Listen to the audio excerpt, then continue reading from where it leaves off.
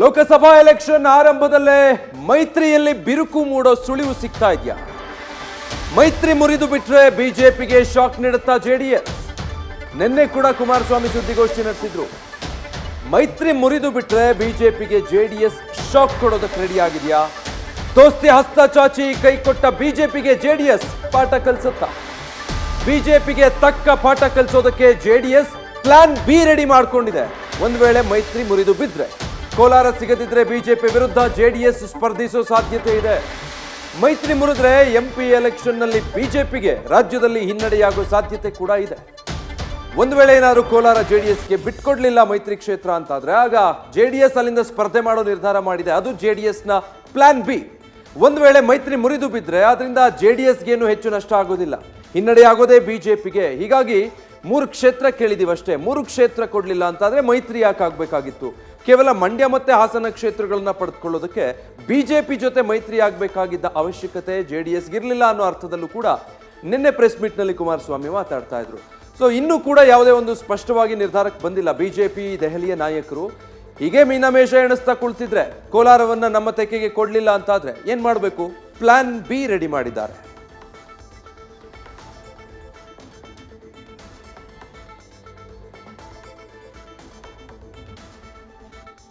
So ಲೋಕಸಮರಕ್ಕೆ ಬಿಜೆಪಿಗಾಗಿ ಕ್ಷೇತ್ರ ತ್ಯಾಗವನ್ನ ಮಾಡಿದೆ JDS. ನಾವು ಕೇಳಿರೋದೇ 3 ಕ್ಷೇತ್ರ ಅಂತ ಹೇಳಿದ್ದಾರೆ. ಸೊ ಬಿಜೆಪಿ ಮತ್ತೆ ಜೆಡಿಎಸ್ ಮೈತ್ರಿ ಮುರಿದ್ರೆ ಆ ಪರಿಣಾಮ ಯಾರ ಮೇಲೆ ಬರುತ್ತೆ? ಲೋಕಸಮರಕ್ಕೆ ಬಿಜೆಪಿಗಾಗಿ ಕ್ಷೇತ್ರ ತ್ಯಾಗ ಮಾಡಿದೆ ಜೆಡಿಎಸ್. ನಾವು ಹೆಚ್ಚಿಗೆ ಕ್ಷೇತ್ರಗಳನ್ನು ಕೇಳಿಲ್ಲ, ಕೇಳಿರೋದು 3 ಕ್ಷೇತ್ರ ಅಷ್ಟೇ ಅನ್ನೋದನ್ನ ಪದೇ ಪದೇ ಹೇಳ್ತಾ ಬಂದಿದ್ದಾರೆ. ಸೊ ಬಿಜೆಪಿ ಜೆಡಿಎಸ್ ಮೈತ್ರಿ ಮುರಿದ್ರೆ ಏನ್ ಮಾಡಬೇಕು? ಜೆಡಿಎಸ್ ಅದಕ್ಕೆ ಪ್ಲಾನ್ ಬಿ ಕೂಡ ರೆಡಿ ಮಾಡ್ಕೊಳ್ತಾ ಇದೆ. ಯಾಕಂದ್ರೆ ಇನ್ನೂ ಕೂಡ ಬಿಜೆಪಿ ಕ್ಲಾರಿಟಿ ಕೊಟ್ಟಿಲ್ಲ ಕೋಲಾರಕ್ಕೆ ಸಂಬಂಧಪಟ್ಟ ಹಾಗೆ. ಬಿಜೆಪಿ ವಿರುದ್ಧ ಜೆಡಿಎಸ್ ಅಭ್ಯರ್ಥಿಗಳನ್ನ ಕಣಕ್ಕಿಳಿಸೋ ಸಾಧ್ಯತೆ ಇದೆ. ಒಂದು ವೇಳೆ ಹೀಗಾದ್ರೆ ಆಗ ಬಿಜೆಪಿಗೆ ಹಿನ್ನಡೆಯಾಗೋದು ಸಹಜ. ಜೆಡಿಎಸ್ನ ಮತಗಳು ಬಿಜೆಪಿಗೆ ಬರೋದಿಲ್ಲ. ಇನ್ನು ಕೋಲಾರ ಸಿಗದಿದ್ರೆ ಜೆಡಿಎಸ್ ಅಭ್ಯರ್ಥಿಯನ್ನ ನಿಲ್ಲಿಸೋದಕ್ಕೂ ಕೂಡ ಜೆಡಿಎಸ್ ಚಿಂತನೆ ನಡೆಸ್ತಾ ಇದೆ. ಈ ನಿಟ್ಟಿನಲ್ಲಿ ಪ್ಲಾನ್ ಬಿ ರೆಡಿ ಮಾಡ್ಕೊಳ್ತಾ ಇರೋದು. ಜೆಡಿಎಸ್ನ ಬೆಂಬಲ ಇಲ್ಲದೆ ಕೆಲ ಕ್ಷೇತ್ರಗಳಲ್ಲಿ ಬಿಜೆಪಿ ಗೆಲ್ಲೋದು ಕಷ್ಟ ಆಗುತ್ತೆ ಒಟ್ಟಾರೆ ರಾಜ್ಯದಲ್ಲಿ ಯೋಚನೆ ಮಾಡಿದಾಗ. ಸೊ ಅದನ್ನು ಕೂಡ ಬಿಜೆಪಿ ಗಮನದಲ್ಲಿ ಇಟ್ಕೊಳ್ಬೇಕಾಗತ್ತೆ. ಈಗ ಮೈತ್ರಿ ಮುರಿದ್ರೆ ಲೋಕಸಮರದಲ್ಲಿ ಕಮಲಕ್ಕೆ ಈ ಎಲ್ಲ ಅಂಶಗಳಿಂದ ಹಿನ್ನಡೆಯಾಗೋ ಸಾಧ್ಯತೆ ಇರುತ್ತೆ.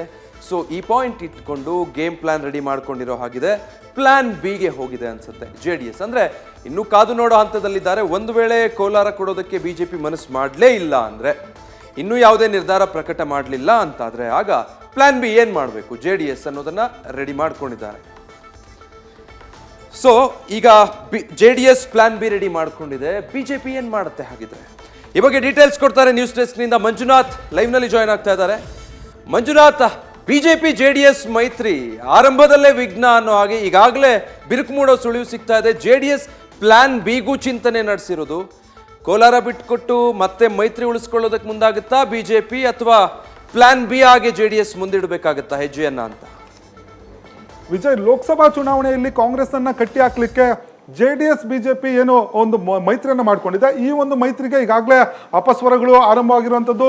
ಮೈತ್ರಿ ನಾಯಕರು ಅಂದ್ರೆ ಬಿಜೆಪಿ ನಾಯಕರು ಜೆಡಿಎಸ್ ಅನ್ನ ಸರಿಯಾಗಿ ನಡೆಸ್ಕೊಂಡಿಲ್ಲ ಅನ್ನೋ ಒಂದು ವಿಚಾರಕ್ಕೆ ಸಂಬಂಧಪಟ್ಟಂತೆ, ಜೊತೆಗೆ ಸೀಟು ಹಂಚಿಕೆ ಸಂಬಂಧಪಟ್ಟಂತೆ ಒಂದು ಸೂಕ್ತ ನಿರ್ಧಾರವನ್ನ ಇಲ್ಲಿವರೆಗೂ ಕೂಡ ತೆಗೆದುಕೊಂಡಿಲ್ಲ. ಆ ಒಂದು ವಿಚಾರದಲ್ಲಿ ಜೆಡಿಎಸ್ ನಾಯಕರು ಸಾಕಷ್ಟು ಅಸಮಾಧಾನಗೊಂಡಿದ್ದಾರೆ. ಈಗಾಗಲೇ ಕುಮಾರಸ್ವಾಮಿ ಅವರಿಗೆ 2 ಕ್ಷೇತ್ರಕ್ಕೆ ನಾವು ಮೈತ್ರಿ ಬೇಕಿತ್ತ ಅನ್ನೋ ಒಂದು ಮಾತನ್ನ ಏನು ಕೋರ್ ಕಮಿಟಿ ಸಭೆಯಲ್ಲಿ ಚರ್ಚೆ ಆಯಿತು, ಆ ಒಂದು ವಿಚಾರವನ್ನ ಬಹಿರಂಗವಾಗಿ ಹೇಳಿರುವಂಥದ್ದು. ಜೊತೆಗೆ ಕೋಲಾರ ಕ್ಷೇತ್ರವನ್ನು ತಮಗೆ ಕೊಡಲೇಬೇಕು, ಕೋಲಾರದಿಂದ ಜೆಡಿಎಸ್ ಅಭ್ಯರ್ಥಿಯನ್ನು ಸ್ಪರ್ಧೆ ಮಾಡೇ ಮಾಡ್ತಾರೆ ಅನ್ನೋ ಒಂದು ಘೋಷಣೆಯನ್ನು ಕೂಡ ಕುಮಾರಸ್ವಾಮಿ ಅವರು ಮಾಡಿರುವಂಥದ್ದು. ಆದರೆ ಇಲ್ಲಿವರೆಗೂ ಕೂಡ ಬಿಜೆಪಿ ನಾಯಕರು ಈ ಒಂದು ವಿಚಾರಕ್ಕೆ ಸಂಬಂಧಪಟ್ಟಂತೆ ಯಾವುದೇ ರೀತಿಯ ನಿರ್ಧಾರವನ್ನು ತೆಗೆದುಕೊಂಡಿಲ್ಲ.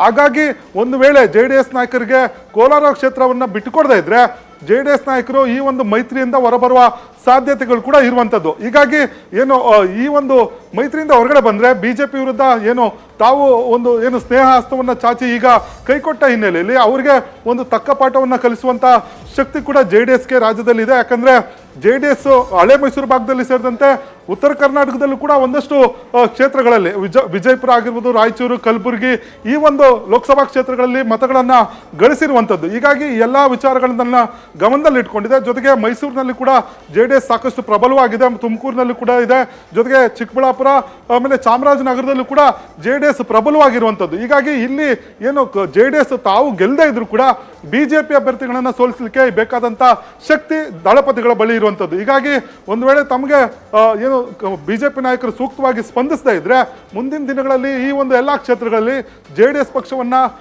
ಪಕ್ಷದ ಅಭ್ಯರ್ಥಿಗಳನ್ನ ಹಾಕುವ ಮೂಲಕ ಬಿಜೆಪಿಗೆ ಸೆಡ್ಡು ಹೊಡಲಿಕ್ಕೆ ಈಗಾಗಲೇ ಒಂದಷ್ಟು ಚಿಂತನೆಗಳನ್ನ ನಡೆಸಿರುವಂಥದ್ದು. ಹೀಗಾಗಿ ಈ ಒಂದು ಏನೋ ಒಂದು ವೇಳೆ ಅಂದ್ರೆ ಟಿಕೆಟ್ ಘೋಷಣೆ ಬಳಿಕ ಬಿಜೆಪಿ ನಾಯಕರ ಟಿಕೆಟ್ ಘೋಷಣೆ ಬಳಿಕ ಒಂದು ಸಭೆಯನ್ನು ಕರೆದು ಆ ಸಭೆಯಲ್ಲಿ ಯಾವ ರೀತಿ ನಿರ್ಧಾರವನ್ನು ತೆಗೆದುಕೊಳ್ಬೇಕು ಅನ್ನೋದನ್ನ ಚರ್ಚೆ ಮಾಡಿ ಮುಂದಿನ ದಿನಗಳಲ್ಲಿ ಒಂದು ಬಿಜೆಪಿ ವಿರುದ್ಧ ಅಭ್ಯರ್ಥಿಗಳನ್ನು ಹಾಕ್ಲಿಕ್ಕೂ ಕೂಡ ಒಂದು ಚಿಂತನೆಯನ್ನ ನಡೆಸಿ ಒಂದು ಪ್ಲಾನ್ ಬಿ ಅನ್ನು ಕೂಡ ರೆಡಿ ಮಾಡ್ಕೊಂಡಿದ್ದಾರೆ ಅನ್ನೋ ಒಂದು ಮಾಹಿತಿ ಈಗ ಲಭ್ಯ ಆಗಿರುವಂಥದ್ದು. ಆದರೆ ಒಂದ್ ಕಡೆ ಏನು ಬೆಂಗಳೂರು ಗ್ರಾಮಾಂತರದಿಂದ ದೇವೇಗೌಡರ ಅಳಿಯವನ್ನ ನಿಲ್ಲಿಸಿರೋ ಕಾರಣಕ್ಕೆ ಯಾವ ರೀತಿ ನಿರ್ಧಾರವನ್ನು ತೆಗೆದುಕೊಳ್ತಾರೆ ಅನ್ನೋದು ಕೂಡ ಇಲ್ಲಿ ಕುತೂಹಲ ಕೇಳಿಸಿರುವಂಥದ್ದು. Vijay, thank you Manjunath. News first ನಿರ್ಭೀತಿಯಿಂದ ನಿಮ್ಮ ಪರವಾಗಿ.